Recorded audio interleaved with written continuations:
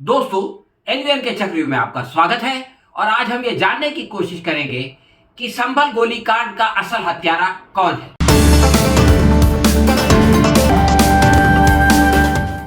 दोस्तों, संभल की शाही जामा मस्जिद पर पिछले हफ्ते अचानक एक जिले न्यायालय में मंदिर होने का दावा ठोक दिया गया।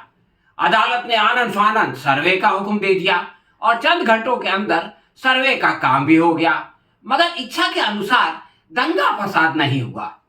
इस नाकाम षड्यंत्र को कामयाब करने की खातिर दोबारा रविवार को सर्वे टीम मस्जिद पहुंच गई और सोची समझी साजिश के तहत दंगा भड़काकर 4 बेकसूर लोगों की जान ले ली गई। इनमें से 23 साल के बिलाल को अपने कपड़े की दुकान बंद करके घर आते हुए गोली लगी। 21 वर्ष के नईम गाजी को अपनी दुकान का सामान लेने के लिए जाते हुए गोली मारी गई।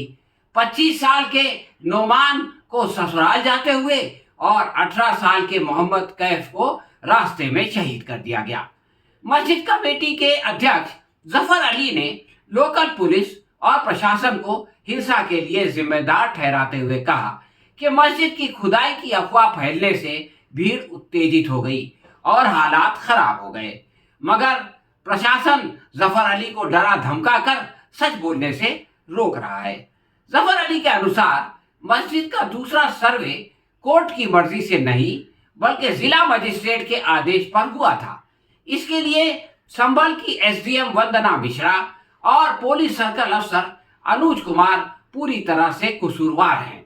उन्होंने स्पष्ट किया कि एसडीएम ने जबरदस्ती वजू का पानी निकलवाया, जबकि जिला मजिस्ट्रेट और पुलिस सुपरिटेंडेंट डंडे से पानी की गहराई नापने पर राजी हो गए थे। एसडीएम की जिद पर हौज का पानी निकालने से बाहर जमा लोगों को ये गलतफहमी हो गई कि मस्जिद में खुदाई की जा रही है। इससे उत्तेजना से दुर्घटना हुई। जफर अली ने यह संगीन आरोप भी लगाया कि जब मस्जिद के बाहर भीड़ जमा हो रही थी तो police circle officer Anuj Kumar ने उन लोगों को गालियां दी और लाठीचार्ज करवा दिया। इससे अफरा तफरी मच गई। संभल में चूंकि गोली चली है, इसलिए यह सवाल पैदा होता है कि वो किसने चलाई। जफर अली कहते हैं कि उन्होंने खुद पुलिस को भीड़ पर गोलियां चलाते हुए देखा है। ये बयान इसलिए भी सही मालूम होता है क्योंकि शहीद होने वाले चारों नौजवान मुसलमान हैं। ये कैसे संभव है कि मस्जिद की सुरक्षा के लिए जमा होने वाले मुसलमानों ने खुद अपने ही समुदाय के नौजवानों पर गोली चलाई हो। ऐसे में शक की सुई हिंदू दंगाई या पुलिस पर अटकती है। पुलिस ने अगर गोली नहीं चलाई हो तब भी दंगाइयों को आने से रोकना और उन्हें गिरफ्तार करना भी प्रशासन का कर्तव्य है। संभल के जिला मजिस्ट्रेट डॉक्टर राजेंद्र पुनसिया ने सर्वे की अनुमति देने का खंडन किया, परंतु ये नहीं बताया कि वो किसके हुक्म पर किया गया। इस तरह तो मामला और भी ज्यादा गंभीर हो जाता है। मजिस्ट्रेट ने अपनी प्रेस कॉन्फ्रेंस में जफर अली पर इल्जाम लगाया कि उन्होंने जनता को गुमराह करने वाला बयान दिया है और कहा कि कोर्ट के ऑर्डर दोपहर 2:38 पर यानी 24 नवंबर को 2:38 पर आए थे और फिर शाम में 5:30 बजे वो मस्जिद पहुंचे, जबकि दुर्घटना तो 24 की सुबह हो चुकी थी। इसलिए जनता को गुमराह करने का प्रयत्न तो वो खुद कर रहे हैं। सर्वे के लिए रविवार को अदालत का खुलना और ऑर्डर का निकलना संशय पैदा करता है, क्योंकि ये कोई इमरजेंसी नहीं थी।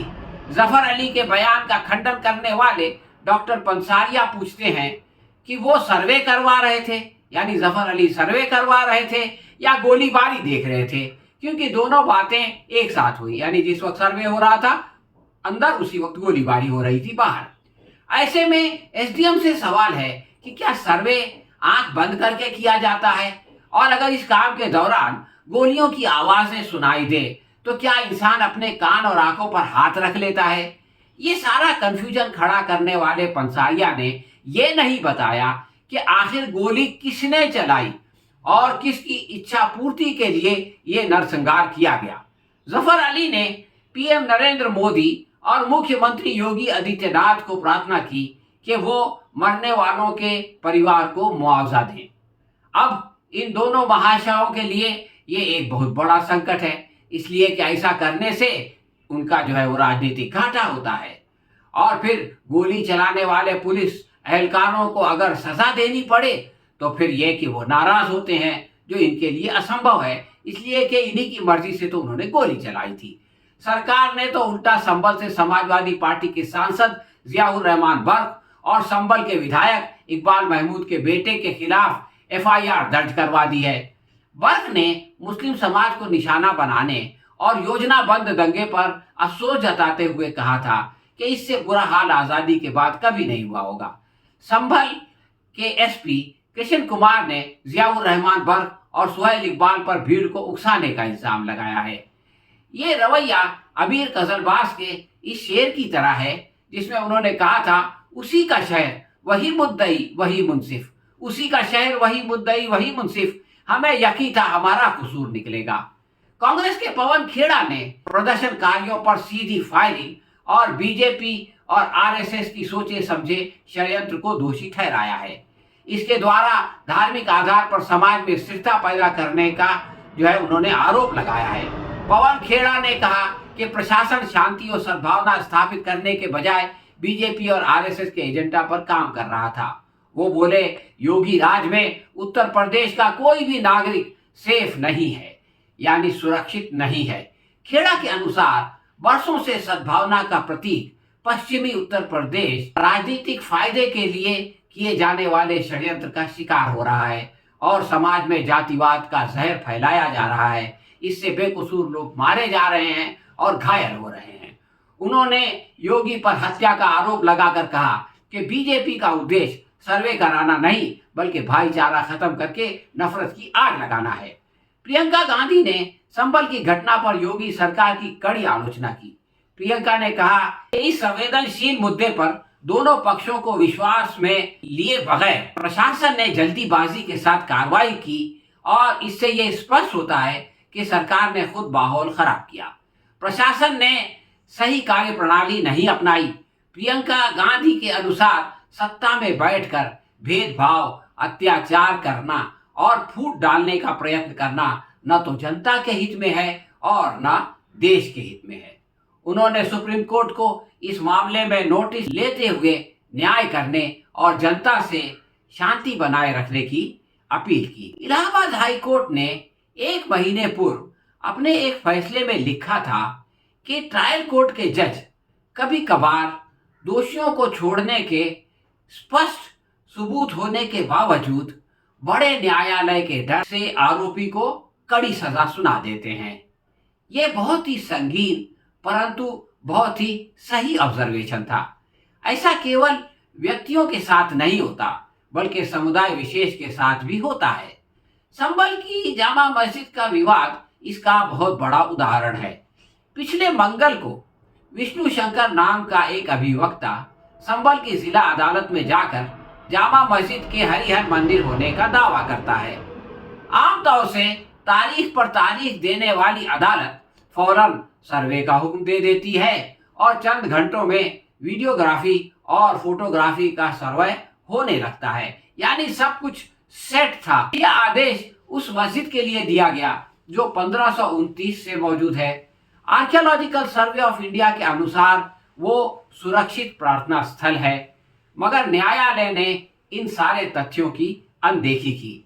इस तरह एएसआई, उत्तर प्रदेश सरकार, जामे मस्जिद कमेटी और संभल जिला मजिस्ट्रेट को पक्ष बनाकर एक नया विवाद खड़ा कर दिया गया। सवाल यह है कि 1991 में सुप्रीम कोर्ट ने आदेश दिया था कि 1947 के बाद से जो भी धार्मिक स्थल हैं वो उसी हालत में रहेंगे जैसे कि हैं, यानी तथा स्थिति रहेगी। लोकसभा में इसके लिए कानून भी पास हुआ। इसलिए ऐसे न्यायिक आदेश का उद्देश्य माहौल खराब करना नहीं तो और क्या है। कोर्ट भी माहौल को सुधारने के बजाय खराबी पैदा कर रहे हैं। इलाहाबाद हाई कोर्ट ने उपरोक्त अन्याय का कारण बताते हुए कहा था कि अपनी व्यक्तिगत साख और कैरियर को सुरक्षित करने की खातिर वो जज ऐसी सजा सुनाते हैं। निचली अदालत तो ऊपर वालों को खुश करने के लिए ये करती है, लेकिन सुप्रीम कोर्ट ये सब क्यों करता है? क्योंकि सुप्रीम कोर्ट ने खुद बिना मांगे सर्वे कराने का आदेश दे दिया था। ये ज्ञानवापी की मस्जिद का मामला है। देश भर में कैंसर की तरह फैलने वाले इस फितने की दाग बेल पूर्व चीफ जस्टिस चंद्रचूड़ ने डाली थी, क्योंकि उन्होंने ही सर्वे का ऑर्डर निकाला था। अगर किसी प्रार्थना स्थल की हैसियत को बदलना ही ना हो तो इसके सर्वे की आवश्यकता जो है वो न्यायिक नहीं बल्कि राजनीतिक है। आखिरी बात यह है कि संभल जैसे गोलीकांड को रोकने के लिए इसके करने वाले को सजा मिलना आवश्यक है, वरना इस तरह के कांड होते रहेंगे और बेकसूर लोग इसमें मारे जाते रहेंगे। धन्यवाद।